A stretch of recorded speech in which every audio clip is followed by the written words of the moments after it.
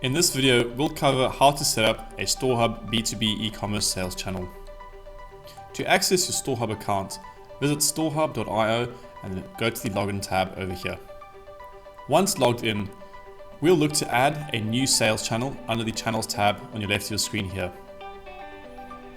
Click on the Add Channel button, select B2B, mark it as active. Let's give our B2B store a name. The service item we need to select. This will be used to generate the cost of shipping on the B2B store and allocate it against this line item on your accounting software. We now need to create our unique site code. As you can see in the example below, the site code is this part of the domain URL. We recommend using something that's related to your company name. You may also customize the ERP order prefix. This is essentially the reference that will be used when an order is raised in your accounting software. So you may easily identify where the order was generated from. You may also change the order number start sequence if required, and then submit. So as you can see, we now have a WooCommerce sales channel, and we've also got our B2B sales channel, which we've just created. If you ever need to come back and make any amendments, simply click over here on the edit button and you can adjust the same settings we looked at previously. Please note, you will only be able to add sales channels once you've added your accounting data source. As soon as the B2B sales channel is created, we can immediately see two new tabs on the left of our screen over here, the Customers tab and then also our B2B Settings tab. The Customers tab is a list of all the customers that are available in your accounting software that are marked as active or inactive, and we can filter them by using this drop down over here. Active, all customers, or inactive customers. We fetch through the customer name, the customer code. The ERP software I'm using now doesn't use customer codes, so it's just the email address, but if you're using something like a Sage Evolution 200 or Sage Partner, the customer code will be visible over here.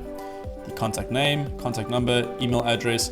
You can see the price list each customer has been assigned to, the tax rate, as well as any discount that may be applicable on the customer's master file. We also honor the groups that your customers have been assigned to in your ERP system, and these groups can be used to segment which products the customers can access on the front end, which we'll cover shortly. ERP status indicates if the customer is active or inactive. And then over here, we can also see if any delivery address has pulled through with the customer from the master file. Note, if your ERP system caters for more than one delivery address, you'll see an additional delivery address appear over here, 2, 3, 4, or 5. If there's no delivery address, a X will be displayed. In the far right column, these are your customer maintenance options. You can send them a store invite. This will send them an email with which they can click on the link in order to set their password. Their username is automatically their email address. The mask icon is our impersonate function. This is useful if you want to use a sales rep functionality or even test the store on behalf of the customer to see their tax rate, their discounts, and their customer groupings. If your customer struggles to log in or receive the email to set up their account, you may do this on their behalf by clicking on the Create User icon over here. Here you'll set their password, their contact name, and also a contact number. You will then need to email them manually with all their login details. In order to add new customers to this list, you need to go and add them in your accounting software first.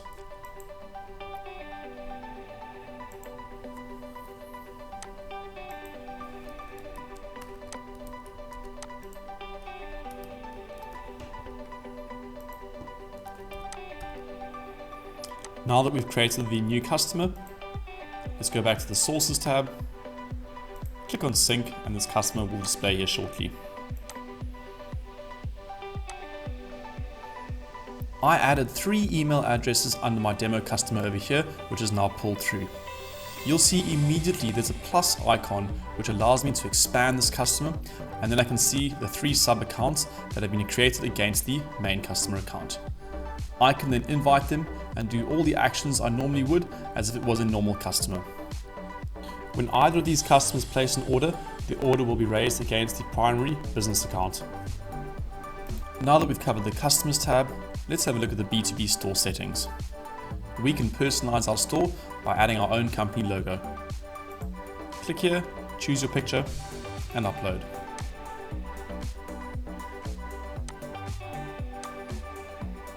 You may choose how you want stock to display on your B2B store. Show available stock quantity, you can show or hide it. You can show stock availability, show or hide. To show available stock quantity means to display the exact number of units on hand, and then to show stock availability means do you want to show is it in or out of stock only. If you select allow back orders, you'll have the following options to personalize over here. A handy feature is to personalize the back order terms. Let's make it something like, we may also choose to hide out of stock SKUs, and if you have negative stock in your counting software, we can choose to show this as a 0. The in-stock margin is essentially reserved stock. If you have 20 items in your warehouse and you set this limit to 5, only 15 items will be shown as available on the front end of your B2B store. This is the default heading for related products. You can choose the order products want to be displayed by using the quick order categories tab over here. And here are some display settings one can personalize the storefront with further. On checkout, we can choose if we want our customers to enter in a purchase order number or not. We can show as optional, show as required, i.e. the customer will be forced to enter a purchase order number before they're allowed to checkout, or we can hide it entirely. The purchase order number will typically be used in the order reference number in your accounting software. At the point of checkout, we can also allow customers to input their own delivery address. StoreHub automatically fetches your customer's delivery address through from the accounting software from the customer's master file. If we uncheck this option, that means we will force the customer to only check out with the registered delivery address. If we check this on, we will allow customers to input their own delivery address. Just be wary when allowing customers to input their own delivery address, as often B2B stores do not require payment upfront for goods and are done all on account.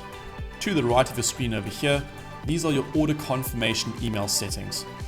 Every time an order gets placed on your B2B e-commerce store, our platform will automatically send out an email to the customer, and you may also specify an email address for one of your store operators to receive as well.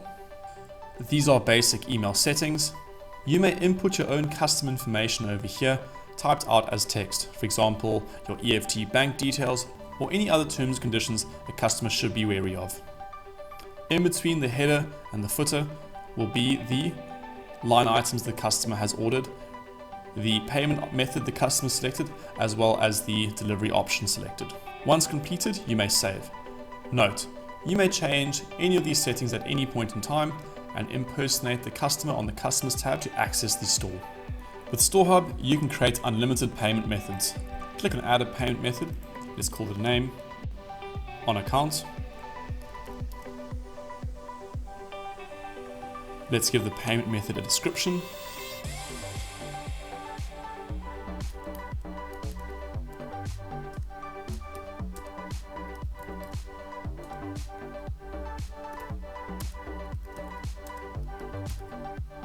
Choose the type, so you can pick on account or EFT. For this payment method, we can also specify what type of document we want to raise in our accounting software.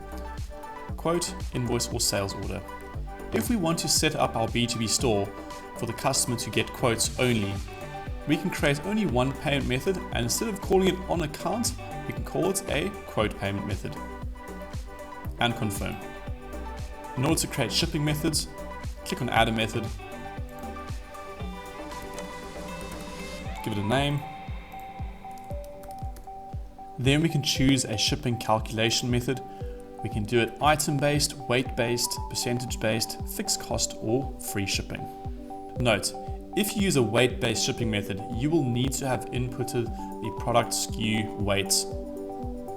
Once you've chosen your calculation method, you can then input the rate per item or similar. Choose a base rate, so whenever an order gets placed and shipping is calculated, the minimum shipping may be 100 Rand, thereafter 50 Rand per item applies. To add a free shipping threshold, simply input the final amount over here. Any amount equal to 1,000 or above will zero the shipping costs. You can activate or deactivate this shipping method over here, and you can force a required delivery address function over here as well, and save. If you have multiple currencies in your accounting software, head off to the price list tab over here. You can then specify which currency symbol you want your store to use per price list. If you do not see your desired currency displayed over here, please contact us at support@storehub.io and we'll add that for you. If you wish to personalize your store further, head off to the custom code tab over here and you can input your own CSS or JavaScript. Note, this will be for advanced users only and may break your store if not used correctly. The StoreHub B2B e-commerce platform does cater for multi-warehousing, and this will be covered in a separate video.